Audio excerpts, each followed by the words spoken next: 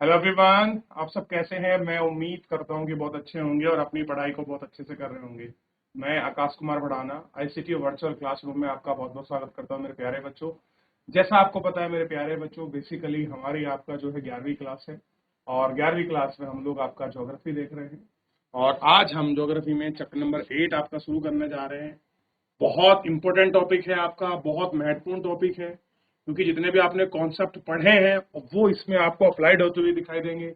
चीजें आपको बहुत सारी क्लियर करनी पड़ेंगी, बहुत सारी चीजें आपको स्पष्ट होंगी, तो बिल्कुल भी घबराने की जरूरत नहीं है।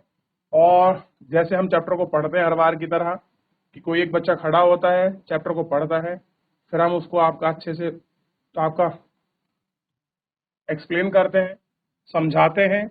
टॉपिक आपके सामने है, टॉपिक है आपका सौर विकिरण, ऊष्मा संतुलन एवं टेम्परेचर।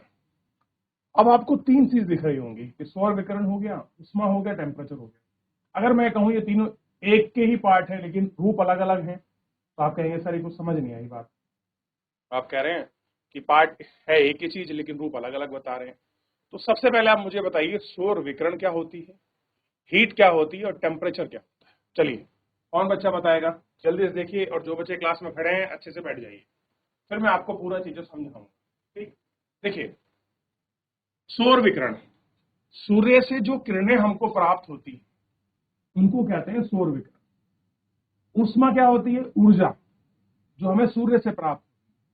टेम्परेचर, जब वो ऊष्मा किसी स्थान पर पहुंचती है तो वो किसी स्थान को गर्म करती है, ठंडा करती है, क्या टेम्परेचर मेंटेन करती है, वही आपका तापमान है। तो जितना भी सब कुछ है वो क्या हो रहा है? सूर्य द्वारा निकलने वाली जो आपके विकिरण है, उनसे विकिरण के माध्यम से जो ऊर्जा और जो तापमान हमको मिलता है उसी के बारे में हम लोग अध्ययन करेंगे। इसमें बस एक चीज ध्यान रखिए, आपको मैंने जो है वायुमंडल पढ़ाया है और पृथ्वी की भूपर्पटी क्रस्ट पढ़ाई है।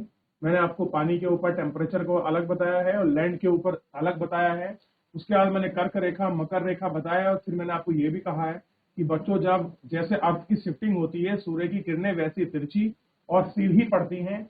ये चीजें मैं आपको बड़े अच्छे से समझा चुका हूं, बड़े अच्छे से बता चुका हूं। ठीक, जो आपको चलिए देखिए यहां तक। चलिए आगे बढ़ जाए। देखिए, कह रहे हैं कि क्या आप अपने चारों तरफ वायु को महसूस करते हैं? क्या आप जानते हैं कि हम वायु के बहुत भारी पुलिंदे के तल में रहते हैं? हम वायु में सांस लेते हैं और सांस द्वारा वायु को बाहर करते हैं। क्या करते हैं? हम वायु में सांस लेते हैं और सांस द्वारा चीजों को बाहर करते हैं। यह गतिमान होती है, इसका तात्पर्य है कि गतिमान वायु ही पवन है। आप जानते हैं कि पृथ्वी चारों ओर से वायु से घिरी है और वायु का यह आवरण वायुमंडल है। पृथ्वी चारों तरफ से किससे घिरी है? वायु से। और वायु के जो चारों तरफ का आवरण है वो क्या है? वो आपका वायुमंडल है। ध्यान दीजिए, क्या है? वायुमंडल है। बहुत सी गैसों का बना हुआ है, इन गैसों के कारण ही पृथ्वी में जीवन पाया जाता है। क्या है? पृथ्वी में जीवन पाया जाता है। पृथ्वी अपनी ऊर्जा को लगभग संपूर्ण भाग सूर्य से प्राप्त करती है। इसके बदले पृथ्वी सूर्य से प्राप्त ऊर्जा को अंतरिक्ष में वापस विकृत कर देती है। परिणाम स्वरूप पृथ्वी ना तो अधिक समय तक गर्म होती है और पृथ्वी न ही अधिक समय तक पृथ्वी सूर्य कह रहे हैं, इसके बदले पृथ्वी सूर्य से प्राप्त ऊर्जा को अंतरिक्ष में वापस कर देती है। देखिए होता क्या है,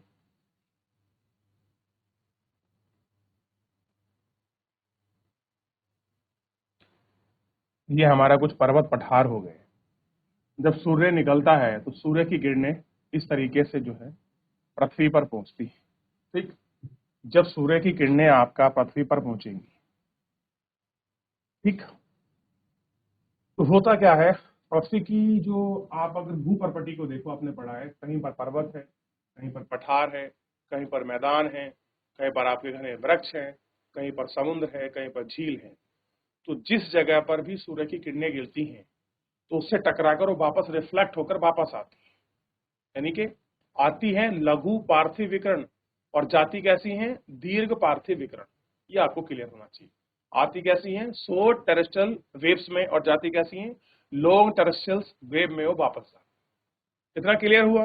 अब देखिए, अगर वो लैंड पर आई हैं तो लैंड पर उनके वापस होने का रेट आपका अलग होगा, जल पर यानी कि जो आपकी वाटर बॉडी उस पर अलग होगा, जो पहाड़ है उस पर अलग होगा, और बर्फ पर अलग होगा, और पेड़ों पर जहां घने वन है वहां पर अलग होगा। तो यह आपको क्लियर होना चाहिए कि सूर्य से प्राप्त जो भी चीजें हैं उनमें सब कुछ अलग अलग आपको देखने के लिए मिलता है।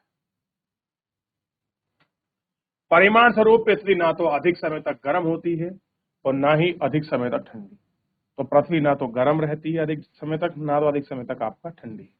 तो सारी चीजें इसमें पाई जाती कि पृथ्वी के अलग अलग भागों से प्राप्त तत्व में आपका समान नहीं है। इनमें विभिन्नता के कारण वायुमंडल के दाब में विभिन्नता होती है। इन्हीं कारण पवनों द्वारा ताप का स्थानांतरण एक स्थान से दूसरे स्थान पर होता है। इस अध्याय में वायुमंडल के गर्म एवं ठंडे होने की प्रक्रिया, परिमाण स्वरूप पृथ्वी की सतह के तापमान के गर्म वितरण को हम समझेंगे कि कहां पर गर्म हो रही है पृथ्वी, कहां पर ठंडी हो रही है, कैसे उसका वितरण है, कैसे वो एक जगह से दूसरी जगह आपके ट्रांसफर हो रही है। इन सारी चीजों को हम गौर करके आपका पढ़ेंगे और आपका देखेंगे। अगला है सौर विकिरण। पृथ्वी के पृष्ठ पर प्राप्त होने वाली ऊर्जा को अधिकतम लघु तरंग दैर्घ्य के रूप में आता है। अभी मैंने क्या कहा था, शॉर्ट टेरेस्ट्रियल वेव्स के रूप में, यानी कि सूर्य से जो ऊर्जा आ रही है, ये वाली जो आपकी किरण आ रही है, ये क्या आ रही है, तो ध्यान रखना है, ये आपका लघु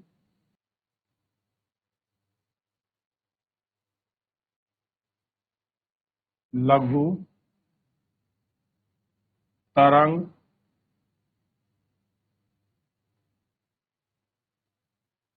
दैर्घ्य के रूप में ये आ रही है।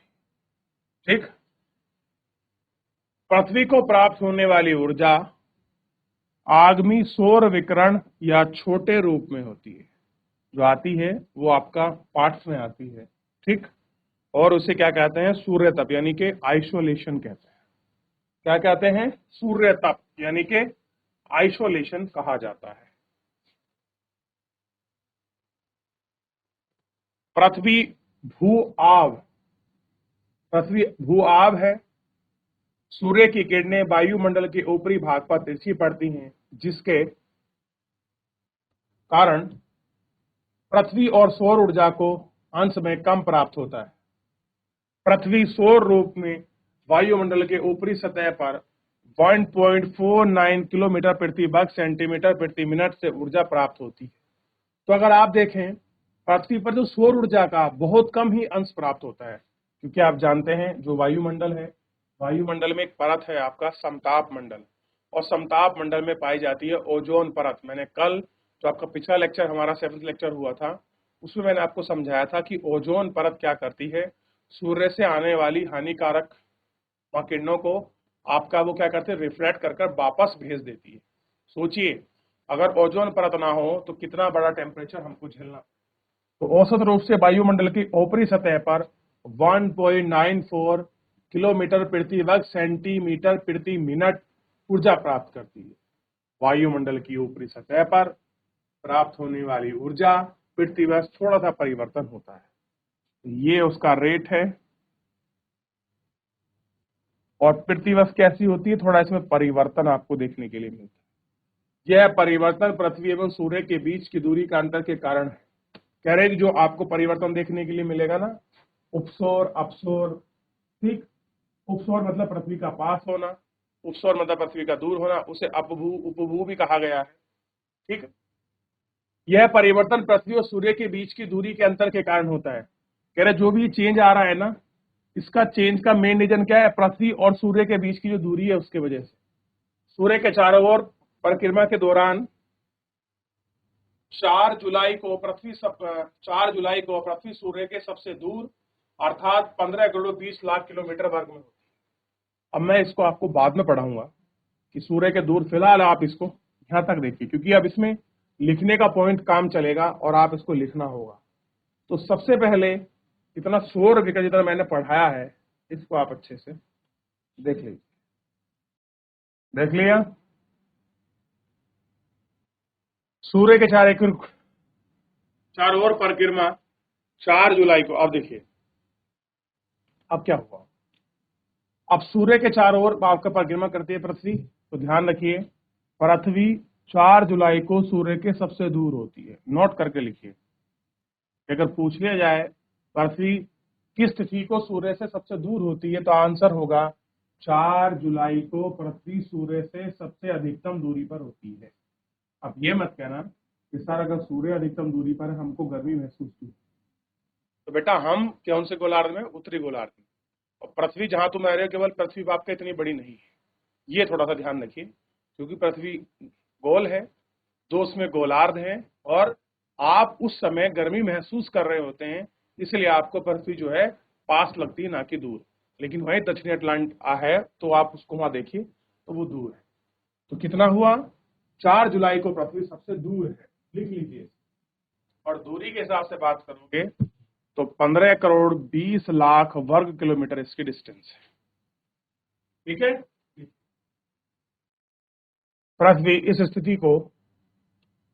में इस स्थिति को जब पृथ्वी सूर्य से दूर होती है तो उसे क्या कहते हैं, ध्यान रखिए, अपसोर। अपसोर को इंग्लिश में बोलते हैं अपहीलियन। अगर पूछ लिया जाए अपहीलियन क्या है, या पूछ लिया जाए अपहीलियन पापा कब होता है, तो 4 जुलाई को अपहीलियन होता है। ध्यान दीजिए, तो 4 जुलाई को पृथ्वी सूर्य से सर्वाधिक दूरी पर होती है, उसको अपहीलियन यानी कि अपसोर कहा जाता है। ठीक है, जब पृथ्वी अधिक दूरी पर होती है। 3 जनवरी को पृथ्वी सूर्य से सबसे निकट अर्थात 14 करोड़ 70 लाख की दूरी पर होती है। अब 3 जनवरी को पृथ्वी क्या है, सूर्य के सबसे निकट है, यानी कि कितना है, 14 करोड़ 70 लाख वर्ग किलोमीटर पर है, ये उसकी डिस्टेंस है, वो उतनी दूर है। ठीक, तो इसे क्या कहेंगे, उपसोर, इसे कहेंगे पीहीलियन। तो अपहीलियन और परहीलियन में आपको अंतर क्लियर होना चाहिए। तो उपसोर क्या है, उपसोर वो है जब पृथ्वी सूर्य के सर्वाधिक दूर है, सर्वाधिक निकट है। ठीक है, ये क्या हुआ, ये आपका दूर हुआ, और ये क्या हुआ, आपका निकट हुआ। ठीक, तो दूर कब है, 4 जुलाई को, क्योंकि वहां क्या है, 4 जुलाई को पृथ्वी सबसे दूर है, और आपका 3 जनवरी को पृथ्वी सबसे पास है। आप कहेंगे 3 जनवरी को तो ठंड पड़ती है, आप कह रहे हैं सर यहाँ ऐसा कैसे, यहाँ कुछ आपको समझ आ रहा होगा। ठीक है, क्योंकि यहाँ गोलार्ध चेंज होता है। अब देखिए, तो 2 हमने इंपॉर्टेंट पॉइंट्स को बना लिया। एक पॉइंट बनाया 3 जनवरी को सूर्य के पृथ्वी सबसे निकट है और इनके पास है। ठीक, ये हमको आपका 3 जनवरी को 4 जुलाई की अपेक्षा अधिक होती है, इसलिए पृथ्वी से वार्षिक सूर्य तप 3 जुलाई से 4 जुलाई को अधिक होता है, इसलिए 3 जनवरी से 4 जुलाई की अपेक्षा कैसा होता है, अधिक होता है वार्षिक तापमान। तो 4 जुलाई को आपको ज्यादा वार्षिक 3 जनवरी को क्योंकि 4 जुलाई को तो क्या है, पृथ्वी आपकी दूर है, और 3 जनवरी को कैसी है, पृथ्वी पास है, तो क्या होगा, 3 जुलाई को 4 जुलाई की अपेक्षा, यानी कंपेयर कर रहे हैं 3 जनवरी को 4 जुलाई से अधिक होता है क्या, वार्षिक टेम्परेचर। फिर भी सूर्य के विभिन्न प्रभाव के कारणों में, सूर्य के स्थलों में, इन सब चीजों में, विकिरण में संचरण कम हो जाता है। यही कारण है कि सूर्य तप भिन्नता पृथ्वी की सतह पर होने वाले प्रतिदिन मौसम में परिवर्तन को अधिक प्रभाव डाल, ऐसा करती है, अधिक प्रभाव डाल। ठीक, ये आपको इतना लिखना चाहिए कि कब अपसोर है, कब उपसोर है। उपसोर कब हो गया, 3 जनवरी को उपसोर, यानी कि पृथ्वी जब सबसे निकट है। अपहीलियन जब पृथ्वी 4 जुलाई को पृथ्वी सर्वाधिक दूर है, ऐसी कंडीशन को कहते हैं अपहीलियन, और उसको कहते हैं परहीलियन। उपसोर अपसोर बिल्कुल क्लियर हो जाने चाहिए। पृथ्वी की सतह पर सूर्य तप में विभिन्नता, तीव्रता की मात्रा प्रतिदिन हर मौसम में प्रतिवर्ष वार्षिक होता है। ठीक, सूर्य में होने वाली विभिन्नता के कारण पृथ्वी का अक्ष घूमता है। अब देखिए, जो सूर्य तप में जो आपको डिफरेंसेस मिलते हैं, आप देखते होंगे हर जगह अलग अलग टेम्परेचर मिलता है आपका, तो क्या कारण है, तो ध्यान दीजिए, सूर्य तप से होने वाली विभिन्नता के कारण, कि कौन कौन से कारण हैं, कि जो पृथ्वी का टेम्परेचर है अलग जगह पर अलग अलग मिलता है। पहला कारण है पृथ्वी अपने अक्ष पर घूमना। तो पहला कारण क्या हुआ, पृथ्वी अपने अक्ष पर घूमती है, यानी कि जब पृथ्वी एक स्थान से दूसरे स्थान पर पहुंचती है। अक्ष मतलब होता है इस तरीके से आपका सेम पोजीशन में आपका रिपीट होकर उसी जगह वापस आ जाना, यानी कि पृथ्वी अपने अक्ष पर रोटेट कर रही है। दूसरा है सूर्य की किरणों का नीति कोण। आप देखते होंगे सूर्य जो है किस एंगल से आपको पृथ्वी पर आपका पड़ते हैं, कि जो कोण है वो आपका तिरछा बनता है या आपका सीधा, यानी कि सूर्य से आने वाली किरणें सीधी पड़ती हैं, अगर सीधी पड़ेंगी तो कोण ज्यादा का बनेगा, और कम पड़ती हैं तो आपका कोण कैसा बनेगा, आपका तिरछा यानी कि कम का बनेगा। दूसरा है वायुमंडल की पारदर्शिता, यानी कि एटमॉस्फेयर से कितनी सूर्य की किरणें पार करती हैं। मान लीजिए अगर बादल होगा तो सूर्य की किरणें आपका प्रॉपर पृथ्वी पर नहीं पहुंचेंगी, और बादल नहीं होगा सूर्य की किरणें सीधी आपके पास पहुंचती हैं।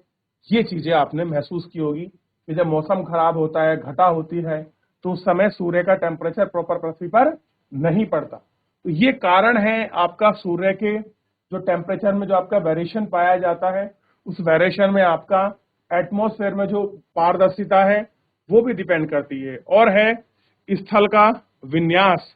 स्थल का विन्यास मतलब कि वहां पर्वत है, पहाड़ है, मैदान है, समुद्र है या फिर नदी है, इन चीजों पर भी डिपेंड करता है पृथ्वी के टेम्परेचर को।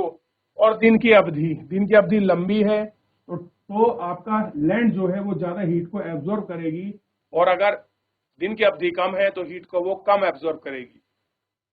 एग्जाम्पल के रूप में आप देखिए सर्दियों के मौसम में होता क्या है, सर्दियों के मौसम में वो कम क्या है, हीट को एब्जॉर्ब करता है। ठीक है, ये आपको चलिए, परंतु अंतिम दो कारकों को आपका प्रभावित करता है। यह तथ्य है कि पृथ्वी पर सूर्य अक्ष के चारों ओर परिक्रमा समतल आपका 66 का कोण बनाती है। कह रहे हैं कि जो हमारी अर्थ है, और जो अर्थ है ये मान लीजिए हमारा सन हुआ, जब सन सूर्य का चक्कर लगाता है, समझ आऊंगा, ध्यान दीजिए, ये मान लीजिए हमारी पृथ्वी आपका सूर्य है, ठीक, और पृथ्वी जब इसके चारों तरफ आपका चक्कर लगाती है तो ये कह रहे हैं कि वो 66.5 का कोण बनाती है। कितने बनाती है, 66.5 पर घूमती है। ठीक है, कि अब मान लीजिए ये आपका 90 हुआ, ये मान लीजिए आपका सन है, अगर ऐसे घूम रही है सीधी तो आपका 90 का बनाएगी, लेकिन वो घूम कैसी रही है, इस आकार में 66.5 पर, यानी कि हल्की सी झुकी हुई है। हम कहते हैं ना पृथ्वी हमारी झुकी हुई है, तो कारण यही है कि वो 66.5 का कोण बनाकर पृथ्वी आपका टिल्ट रूप में है।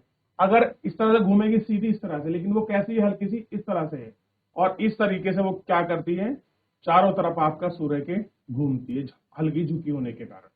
ठीक, तो पृथ्वी पर सूर्य के चारों ओर परिक्रमा का समतल कक्षा से 66.5 का कोण बनाता है, जो विभिन्न अक्षांशों पर प्राप्त होने वाले सूर्य ताप की मात्रा को बहुत प्रभावित करता है। तो पृथ्वी का अपने अक्ष पर परिक्रमण करते समय जो ये कोण बनाता है 66.5 का, इसी कोण की वजह से बहुत सारे अक्षांशों में जो सूर्य ताप है, जो आइसोलेशन है, उसकी बड़ी मात्रा को प्रभावित करता है। क्योंकि कहीं पर पृथ्वी का झुकाव होने के कारण जितना भी आपका भूमध्य आपका रेखा वाला जो क्षेत्र होगा उस पर टेम्परेचर अधिक प्राप्त होगा, जबकि कर्क रेखा से ऊपर वाले क्षेत्र की तरफ आपका सूर्य की किरणें आपकी तिरछी पड़ेंगी, और तिरछी पड़ने की वजह से जितना टेम्परेचर कर्क रेखा, मकर रेखा या फिर जो उसके बीच का क्षेत्र को महसूस होगा वो उन पर नहीं पहुंचेगा, क्योंकि वहां पर सूर्य की किरणें कैसी पड़ेंगी बच्चों, आपका तिरछी पड़ेंगी, और सूर्य की किरणें आपके तिरछी होने की वजह से प्रॉपर तापमान उस जगह को नहीं मिलेगा। इसलिए कर्क रेखा, मकर रेखा और उसके आप उच्च अक्षांश की तरफ बढ़ेंगे तो वहां पर आपको टेम्परेचर में वेरिएशन देखने के लिए मिलेगा ही मिलेगा। तो एक कारण ये भी है कि पृथ्वी का सूर्य के चारों ओर अपनी परिक्रमा करते समय क्या है, सूर्य का पृथ्वी के चारों ओर परिक्रमा करते समय जो कोण बनाती है उससे भी आइसोलेशन सूर्य ताप में आपका क्या पड़ता है, प्रभाव पड़ता है। सूर्य तप की मात्रा को प्रभावित करने वाला दूसरा कारक किरणों की आपका कोण है। अब देखिए किस एंगल से कोई किरण कहीं पर पहुंच रही है, कहीं पर आपका सीधी पड़ेगी, कहीं पर आपका तिरछी पड़ेगी, कुछ बीच में पड़ेगी। तो यानी कि जो किरण सूर्य से निकलकर पृथ्वी पर, समुद्र पर, किसी पहाड़ पर पड़ रही है, वो कितने डिग्री का कोण बना रही है। जितने अधिक डिग्री का कोण बनाएगी, आप मान लीजिए उस पर उतना ही अधिक तापमान होगा, और जितने कम डिग्री का बनाएगी उस पर उतना कम तापमान मिलेगा। यह किसी स्थान के अक्षांश पर निर्भर करता है, यानी कि जो सूर्य से निकलने वाली किरण है उसका कोण कितना होगा, ये डिपेंड करेगा अक्षांश पर। ठीक, अक्षांश जितना उच्च होगा, यानी कि अक्षांश जितना उच्च होगा, जितना हाई एल्टीट्यूड होगा, कोण उतना ही कम होगा। ठीक है, क्योंकि आप देखिए जीरो पर होगा कैसे, किरणें सीधी पड़ेंगी, ठीक है, तो कोण कैसा बनेगा, अधिक बनेगा। लेकिन जैसे ऊपर को बढ़ोगे तो वहां तिरछी पड़ेंगी तो कोण कम बनेगा। ऐतवरता यानी कि ध्यान रखने वाली बात है कि सूर्य की किरणें तिरछी पड़ती हैं, तिरछी किरणों की अपेक्षा सीधी किरण कम स्थान पर पड़ती हैं। यानी कि जो सीधी किरण है वो क्या पड़ती हैं, कम जगह पर पड़ती हैं, तिरछी ज्यादा पड़ती हैं। किरण को अधिक क्षेत्र पर पड़ने के कारण ऊर्जा वितरण बड़े क्षेत्र पर होता है और प्रति इकाई ऊर्जा कम मिलती है। ऐसा होता है, प्रति इकाई क्षेत्र में कम होता है और ऊर्जा भी कैसी मिलती है, आपका कम मिलती है। इसके अतिरिक्त तिरछी किरण को वायुमंडल की अधिक गहराई से गुजरना पड़ता है। कह रहे यही कारण है जो आपका तिरछी किरणें हैं उसे वायुमंडल की गहराई से अधिक आपका गुजरना पड़ता है। अतः अधिकांश अवशोषण, प्रकीर्णन एवं विसरण के द्वारा ऊर्जा अधिक हास होता है। जो आपका प्रकीर्णन हो रहा है, जो ऊर्जा को अवशोषित कर लेते हैं कोई आपका पदार्थ, और जो आपका विसरण होता है उसकी वजह से क्या होता है, ऊर्जा हास होती है। हास मतलब कमी आती है। मान लीजिए अगर ऊर्जा में 100 यूनिट कोई अगर सूर्य की किरण आई और उसमें अगर 100 यूनिट आपकी ऊर्जा थी तो अवशोषित कर ली 20 यूनिट, तो कितनी बची, 80 को वापस आपका रिफ्लेक्ट कर देगा, यानी कि 20 उसमें बच जाएगी। तो ये चीज हमको आपको एटमॉस्फेयर में बड़ी आराम से देखने के लिए मिलती है। ठीक है, अब बात करेंगे सौर विकिरण और वायु विकिरण से होकर गुजरना।